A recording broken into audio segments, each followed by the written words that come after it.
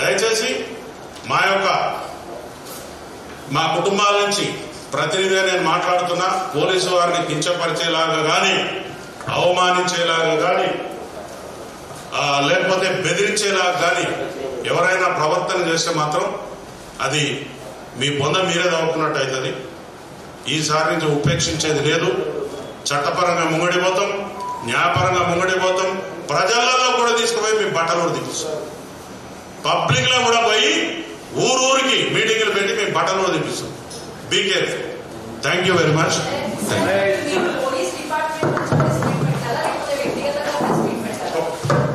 ఒక police officer గా మా యొక్క ఆత్మస్థైర్యాన్ని దెబ్బతీస్తూ మా కుటుంబాలను వేధింపులకు గురి చేస్తున్నటువంటి ప్రశ్నలు ఇవి.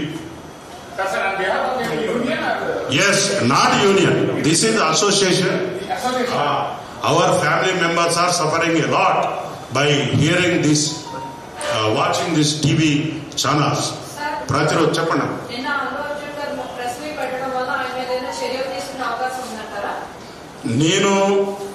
నేను ఒక ఫ్యామిలీ మెంబర్గా మాట్లాడుతున్నాను. ఇప్పుడు ఆయన ఒక పోలీస్ ఆఫీసర్గా నేను మాట్లాడతలేదు. మా ఫ్యామిలీస్ మా యొక్క ఆత్మస్థైర్యాన్ని దెబ్బతీస్తూ మా యొక్క కుటుంబాలను డిఫెన్స్ లో పెడుతున్నాడు ఈయన మాటలు. ఆయన తీసిన సినిమా ఏంటిదండి? ఒక సీనియర్ పోలీస్ ఆఫీసర్ని తీసుకుపోయి రాత్రి కూడా మందు దాల్పించి లక్షల రూపాయలు ఇచ్చి బట్టలన్నీ కూడా తీసుకొస్తే పోలీస్ స్టేషన్కి వస్తే ఆయన కుక్క కూడా గుర్తుపడదు. ఆయన అటువంటి సమాజాన్ని సృష్టించాలని నేను అనుకుంటున్నా. లేకపోతే స్మగ్లర్ల చేతిలో పోలీసులలో బట్టలు ఇప్పియాలని నేను చూపిస్తున్నాడా? అది మా క్వశ్చన్. ఆయన చట్టపరంగా పోవడానికి నాకు ఎటువంటి అభ్యంతరం లేదు. As a citizen of India is having every right to approach anyway. మేము ఆ సినిమా వచ్చి కూడా ఇవ్వాలి కాదు, దాదాపు 2 ఏళ్ళైంది, 3 ఏళ్ళైంది, 4 ఏళ్ళైంది. నాకు ఎవరో చెప్తే వినలేదు. కానీ ఒక వ్యక్తిని కానీ, ఒక సంస్థను కానీ, ఒక సమాజాన్ని కానీ హ్యూమిలేట్ చేయటం అనేది చాలా దుశ్చర్య. నువ్వు ఈ సమాజంలో బతికే మనిషిగా నీకు ఎటువంటి రైట్ లేదు, ఎటువంటి రైట్ లేదు. సినిమా కూడా ఎంటర్టైన్మెంట్, ఐ లవ్ ఇట్, ఎంటర్టైన్మెంటే. కానీ నువ్వు ఎంటర్టైన్మెంట్ ఎక్కడ దాకా ఉండాలి? నిన్ను పిలుసా రాతమ్మి అని ఇట్లా అంట, జబ్బమే చేస్తా, ఇట్ ఈజ్ అన్ ఎంటర్టైన్మెంట్.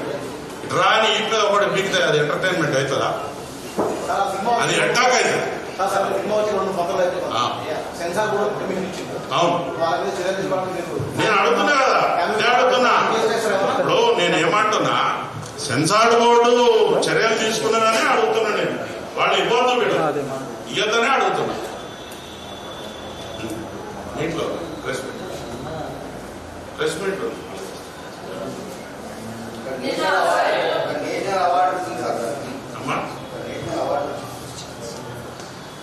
నేను ఒక విషయాన్ని మీకు చెప్తున్నా. నేషనల్ అవార్డు రావచ్చు, ఇంటర్నేషనల్ అవార్డు రావచ్చు, లేకపోతే ఆయనకి రకరకాల రావచ్చు. మీరు ఆ మాట అన్నారు కాబట్టి చెప్తున్నా.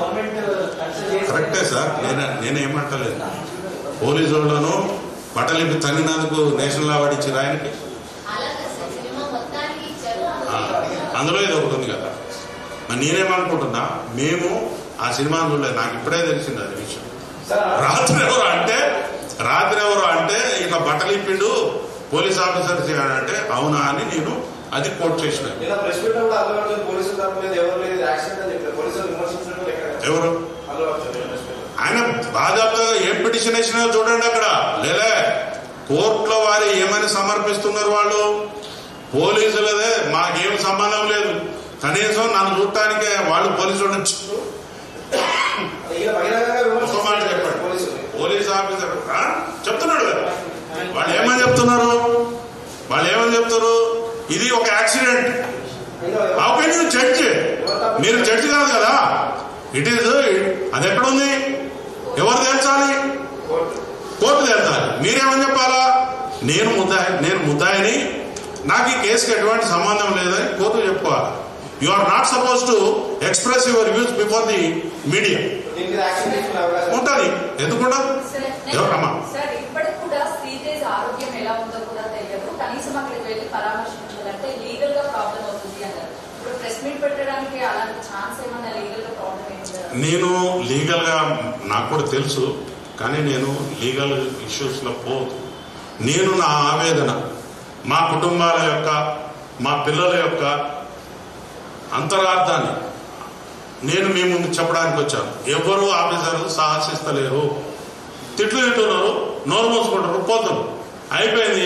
పోయి సీనియర్ ఆఫీసర్లు చెప్పుకుంటే ఈ పోలే బాబు అని పెద్ద మనసుతోని మా ఆఫీసర్లు కూడా చిన్న చిన్న విషయాలు వివాదాలు పోతారు. అవును, ఆయన కోర్టు పర్మిషన్ ఉండాలి.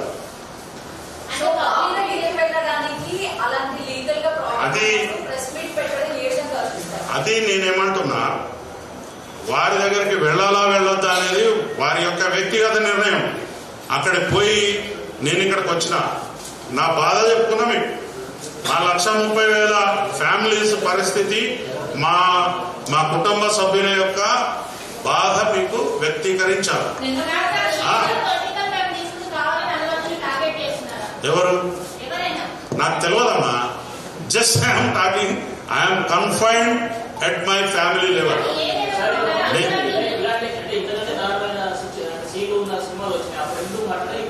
నేను సినిమాల గురించి కూడా మాట్లాడతలేదు.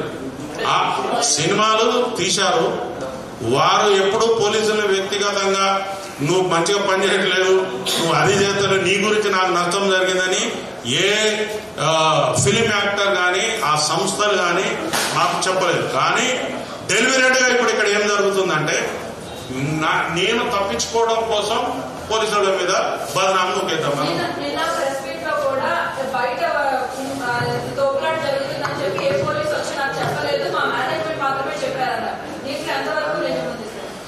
నేను ఆ విషయాల నిజానిజాల కంటే మేనేజ్మెంట్ అనేవాడు, నేను నా ఇంటికి ఒక పెద్ద అతిథి వస్తారు, వచ్చినప్పుడు ఆయన నువ్వు ఈ సోఫాలో కూర్చు టీవీ చూడని నేను బయటికి, I can't go out side. కానీ నా ప్రెమిసెస్ లో ఏమేమి జరుగుతున్నదో నిమిషానికి సమాచారం ఉంటుంది. సార్ ఇట్లా జరిగింది, స్టాంపేడ్ అయింది, మనోళ్ళు బౌన్సర్లు కొంతమందిని నెట్టేసిన తర్వాత అక్కడ ఒక ఇష్యూ అయింది, మీరు బయటికి పోండి అని చెప్పే ఉంటారు, చెప్పకుండా ఉండరు. ఎందుకంటే అది చాలా సీరియస్ ఇష్యూ, అది అర్ధరాత్రి పూట జరిగింది కాబట్టి నువ్వు సైలెంట్గా ఉన్నావు. అదే డే టైంలో అట్లాంటి ఇన్సిడెంట్ జరిగితే దానిని ఆపే తరం ఎవరికైనా అవుతుందా మీరు చెప్పండి? అవుతుందా? ఆవేశపరులు ఉంటారు, ప్రతి ఒక్క మైండ్ మనస్తత్వం డిఫరెంట్గా ఉంటుంది. అదే కదా చెప్తున్నా, ఆయన చర్యలు మీరు చూశారు కదా. ఆ సిపిఆర్ చేపిస్తున్నారా పోలీసులు? చెప్పేది వినండి, చూస్తారా? మనిషి వచ్చిండమ్మా, చూస్తారు, ఏదో ఇష్యూ అయింది, వెళ్ళిపోతారు కదా. ఇక్కడ ఎందుకుంటారు? ఇప్పుడు నేను ఇక్కడ వచ్చినా బయట ఏదో ఇష్యూ జరుగుతుంది, మీరు ఉంటారా? వెళ్ళిపోతారు. అదేదో ఇంపార్టెంట్ అని పోతారు. అక్కడ ఏదైనా ఒక బ్లాస్టింగ్, ఒక కొట్లాట, ఒక దొమ్మి, ఒక అల్లరి కనపడితే ఉండరు కదా. ఇప్పుడు పోలీసు అనేవాడు కూడా మనిషే, కానీ నీకు డ్యూటీ ఎక్కడి నుంచి ఎక్కడికి వేసినాం? డ్యూటీలో ఉన్నోళ్ళు అందరూ నీ దగ్గర కూడా కొంతమంది ఉంటారు, డయాస్ మీద ఉంటారు, టైలెంట్లో ఉంటారు, ఊరు బయట ఉంటారు, టాయిలెట్స్ దగ్గర ఒకటి ఉంటారు, బందోబస్తు ఎక్కడ ఉంటారు, అట్లుంటుంది. నీ దగ్గర ఉన్నోడు చూడవచ్చు, చూడలేదని నేను అంటలేము. మేమేమి మానవాతీత మనుషులం కాదు. ఒక ఫిలిం హీరో అక్కడికి వచ్చిందంటే చూడడానికి ఒక ఛాన్స్ ఉంటుంది.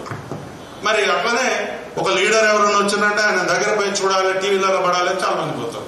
మా వాళ్ళు కూడా ఒకళ్ళిద్దరు పోయి ఉండొచ్చు, కానీ డిప్లాయ్మెంట్ చేసిన ఫోర్స్ మొత్తం అక్కడికి పోయింది అని చెప్పడానికి వాళ్ళ దగ్గర ఆధారం ఉందా?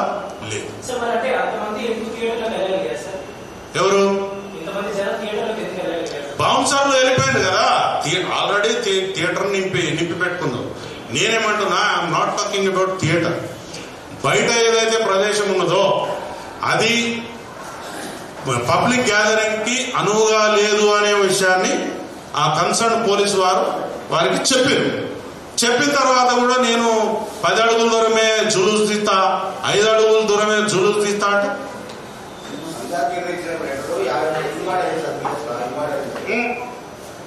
సో ఇన్వార్డ్ అయితే ఏంటిది? సో చెప్పండి, ఇన్వార్డ్ అయింది, నేను చూడను, నా 4 రోజులు టైం పడుతుంది. What is the responsibility of the officer? ఎట్లా పంపుతారు? చెప్పేది వినండి. ఆల్రెడీ నువ్వు పబ్లిక్ గ్యాదరింగ్ లోకి వచ్చేసినావు. నీ చుట్టూ ఒక 5,000 మంది ఉంటారు. నా దగ్గర ఉన్నది 20 మంది 30 మంది స్టాఫ్. నేను 20 మందితో నేను 5,000 మందిని కంట్రోల్ చేయగలుగుతానా?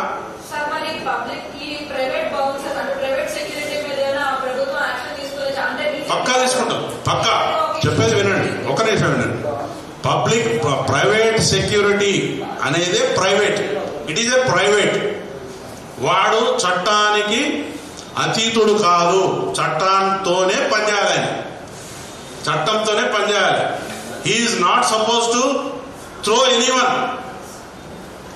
నువ్వు నీ మనిషికి చుట్టూ ఉండండి. దానికి ఒక ప్రొసీజర్ ఉంటుంది, రోప్ ఉంటుంది, దానికి ఒక అడ్వాన్స్ పైలటింగ్ ఉంటుంది, అన్నీ ఉంటాయి. అది పోలీసు వారు నీకు ప్రొటెక్షన్ ఇస్తే ఇవన్నీ జరుగుతాయి. నువ్వు ఎవరినో చదువురాని అంటే ఆ పర్టికులర్ డిపార్ట్మెంట్ లో అనుభవం లేని వాడిని తీసుకుని వచ్చి బాగా కండలు బాగున్నాయని చెప్పి నువ్వు వాడిని పోయి ఈయన అంటే జైలు పోతుంది. ఏం జరుగుతుంది? చట్టం ఆ పని చేస్తుంది. ఇప్పుడు ఆయన మీద కేసులు పెట్టారంటున్నావు. మరి కేసులు పెట్టారంటే దాన్ని ఎక్కడ ఛాలెంజ్ చేయాలి? మీడియా ముందు ఛాలెంజ్ చేయాలా? మనం కాదు కదా అథారిటీ. మీరు చాలా డిఫరెంట్ వ్యాఖ్యానాలు వచ్చినాయి. I don't want to go in to those debates. ఆ వ్యాఖ్యానాల్లోకి నేను పోదలుచుకోలేదు. ఎందుకంటే నాది ఒక ఎయిమ్ ఉంది. నా యొక్క ఫ్యామిలీస్ మీద, నా యొక్క సహచరుల మీద, నా యొక్క డిపార్ట్మెంట్ మీద మీరు ఇష్టం వచ్చినట్టు మాట్లాడితే మాత్రం సహించం. ఒకవేళ మేము తప్పు చేసినాం, తప్పు చేస్తే మా సీనియర్ అధికారులు ఉన్నారు, దాని మీద ఇంకొక అధికారం ఉంటుంది, దాని మీద ఇంకొక అధికారం ఉంటుంది మా మీద యాక్షన్ తీసుకోవడానికి. But you are not suppose to insult before the public. మీరు మీ వ్యూస్ చెప్పొచ్చు. నేను కూడా చెప్పినా కదా, నేనేమన్నా చెప్పినా చెడ్డ మాటలు చెప్పరా? ఎవరు? నేనేమి కానీ నేను ఒక సమాజానికి గరీబోళ్లకు ఒక విషయం చెప్తా. నేను అదే చెప్తున్నా. నేను సమాజానికి పేదవాళ్లకు అప్కమింగ్ మిడిల్ క్లాస్ ఫ్యామిలీస్కి ఏం చెప్తున్నా అంటే, నీకు ఒక 10-15 రోజులు ఆగితే ఓటీటీ ప్లాట్ఫామ్ మీద రూపాయకో 20 రూపాయలకో వచ్చే సినిమాను నీ జీతం సగం జీతం కష్టపెట్టుకుని పోయి వారి బొంద మీద కొట్టదు. ఒకటి. రెండోది ఏంటంటే, నా పిల్లలకు చెప్తున్నా నేను, పేద వర్గాలకు సంబంధించిన మిడిల్ క్లాస్ వర్గాలకు సంబంధించినటువంటి పిల్లలు ఎక్కువగా ఊహించుకోకండి నీ హీరో గురించి, ఎక్కువగా ఊహించుకోకండి నీ హీరోయిన్ గురించి, ఎక్కువగా ఊహించుకోకండి నీ యొక్క పరిస్థితుల గురించి. నువ్వు, నీ కుటుంబం, నీ తల్లిదండ్రులు, నీ బజారు, నీ యొక్క ఊరు మాత్రమే ఇంపార్టెంట్. ఈ బాగు చేసుకోగలిగితే మన సమాజం చాలా గొప్పగెళ్తుంది. పారంజిత్ లాంటి ఒక సందేశాత్మకమైనటువంటి చిత్రాలు ఇచ్చే వాళ్ళు డైరెక్టర్స్ ఉన్నారు. అట్లాంటి సినిమాలు చూడండి. 2,000 కాదు 4,000 పెట్టి చూడండి. మీకు కొన్ని విషయాలు తెలుస్తాయి. ఎక్కడ చట్టం ఏం చేస్తుంది, ఎక్కడ పోలీసు వారు అతిక్రమించదు, ఎక్కడ వకీలు అతిక్రమించదు, ఎక్కడ మనం జీబ్రా లైన్స్ అతిక్రమించదు. చట్టం అంటే నువ్వు నీ యొక్క స్ట్రెంగ్త్ ఏంటో నీకు తెలుసు. నేను అవార్డు గురించి నాకు తెలియదు. ఇప్పుడు చెప్తా వినండి. అది తెలుసుకుంటే నీ హక్కుల గురించి తెలుస్తుంది. ఆ సినిమా గురించి తెలుసుకుంటే నీ హక్కులు తెలుస్తాయి. నేను ఆల్రెడీ చెప్పేసిన. ఆల్రెడీ మా యొక్క మమ్మల్ని కెలకద్దు. రీజన్ లేకుండా మీరు ఇబ్బంది పెట్టినంటే మాత్రం మీకు రీల్స్ కట్ అయితే రీల్స్ కట్